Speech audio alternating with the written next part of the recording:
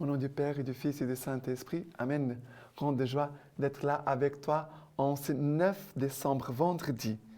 Et on s'approche de Noël. Il faut aussi courir vite. Il ne faut pas retarder les grâces de Dieu. Il ne faut pas être paresseux. Non, c'est un temps de travailler notre âme. D'accord? Et notre conversion. La première lecture d'aujourd'hui, c'est Ésaïe chapitre 48, à partir du verset 17. Ainsi parle le Seigneur, ton Rédempteur, les saints d'Israël. Je suis le Seigneur, ton Dieu. Je t'instruis pour ton bien. Je te conduis par les chemins où tu marches. Si seulement tu avais été attentif à mes commandements, ton bonheur serait comme un fleuve, et ta justice comme les flots de la mer. Ta race serait comme le sable, et comme les grains, ceux qui sont issus de toi. Ton nom ne serait pas retranché ni effacé devant moi. Alors, ici le Seigneur dit, c'est qui nous parle? Qui nous parle, qui te parle? C'est ton Rédempteur, le Saint d'Israël, notre Sauveur. C'est Dieu qui nous parle.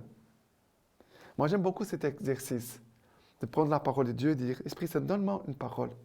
J'ouvre et après je commence à lire et après je m'arrête sur un passage et je pose la question, Seigneur, qui es-tu pour moi?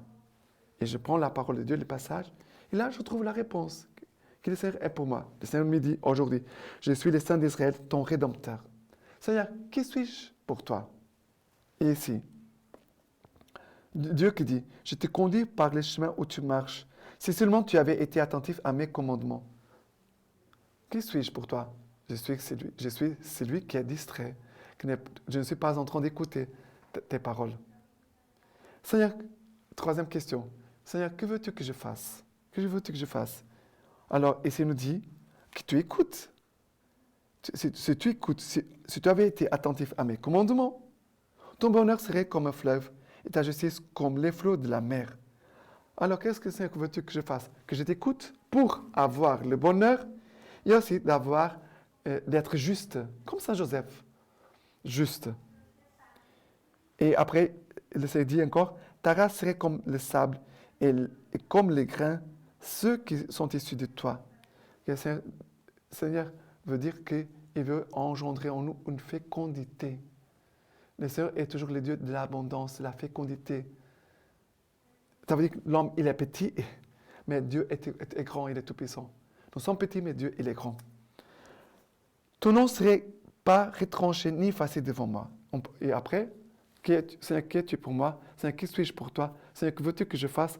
Quatrième, quel est le verset que je garde? Et tu peux choisir un verset. Et si par exemple, ton nom ne serait pas retranché ni effacé devant moi. Ça veut dire que le Seigneur ne m'oublie pas. Le Seigneur ne m'oublie pas. Et il veut aussi que moi, je ne l'oublie pas. À cause de sa parole, par l'écoute de sa parole. Maintenant, les psaumes d'aujourd'hui, c'est le psaume premier, à partir du verset 1. Heureux l'homme qui ne suit pas les conseils des impies, ni dans la voie des pécheurs ne s'arrête, ni au siège des railleurs ne s'assied, mais se plaît dans la loi du Seigneur, mais murmure sa loi jour et nuit. Voilà. Le Seigneur commence en disant, heureux l'homme. Qu'est-ce que le Seigneur veut te donner? Le bonheur, la joie. Heureux. Comment? De me plaire dans la loi du Seigneur, de m'éloigner du péché. Ni dans la voie des pécheurs ne s'arrête. M'éloigner du péché et d'être dans la parole du Seigneur. De murmurer, répéter, méditer la parole du Seigneur jour et nuit. Il est comme un arbre planté près des ruisseaux, qui donne son fruit en la saison, et jamais son feuillage ne sèche. Tout ce qu'il fait réussit. Pour les impies, rien de tel. Le ruisseau, c'est la parole de Dieu. Et moi, nous sommes appelés à devenir cet arbre planté au bord des eaux de la parole de Dieu. Car le Seigneur connaît la voie des justes, mais la voie des impies se perd. Le Seigneur connaît notre voie, le Seigneur connaît notre chemin, il connaît ce que nous sommes. Mais il connaît aussi nos désirs. Même parfois, nous pouvons avoir des difficultés à faire des progrès, mais le Seigneur voit notre cœur. Plus que mes actions, le Seigneur connaît nos désirs et ce que nous voulons vraiment vivre. D'accord? Et maintenant, l'évangile d'aujourd'hui, c'est Matthieu chapitre 11, à partir du verset 16. Mais à qui vais-je comparer cette génération? Elle ressemble à des gamins qui sont assis sur les places. On interpelle d'autres en disant, nous vous avons joué de la flûte et vous n'avez pas dansé. Nous avons entonné un chant funèbre et vous ne vous êtes pas frappé la poitrine. J'en viens en effet, ne mangeons ni ne buvons. Et l'on dit, il est possédé. Viens les fils de l'homme, mangeons et buvons. Et l'on dit, voilà un glouton et un ivrogne, un ami des publicains et des pécheurs. Et justice a été rendue à la sagesse par ses œuvres. Et justice a été rendue à la sagesse par ses œuvres. Ça veut dire, les œuvres de Jésus vont témoigner de ce qu'il est. Est-ce que Jésus est un ivrogne, un ami des publicains, un glouton? On dirait qu'ils sont en train de dire, il est un pécheur, il n'est pas saint, il n'est pas le Messie, il n'est pas fils de Dieu. Mais Jésus, vraiment, ici, il a une chose que c'est vrai. Il est ami des publicains et des pécheurs. Ça, c'est vrai. Mais quand il disait, ici, dans l'évangile, il disait, ami des publicains et des pécheurs, ça veut dire, il est mêlé au même péché que les publicains et les pécheurs. Non, Jésus, dans sa sainteté, lui, le Dieu vrai et juste, vient chercher l'homme dans son péché, là où il est, pour l'arracher et pour faire d'eux un homme debout, un homme de Dieu, non pas un gamin. Les gamins, aujourd'hui, ils sont contents, mais une heure après, ils ne sont pas contents. Et pour tout, pour rien, ils peuvent se réjouir et ils peuvent se fâcher.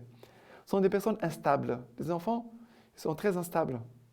Mais l'homme de Dieu, il est stable, il est ferme, parce qu'il regarde droit Dieu, il regarde droit la volonté de Dieu. Il garde la parole de Dieu. Jésus vraiment veut venir te rencontrer et aussi à me rencontrer à moi. Nous qui sommes des pécheurs. Nous ne sommes pas des publicains, mais nous sommes des pécheurs.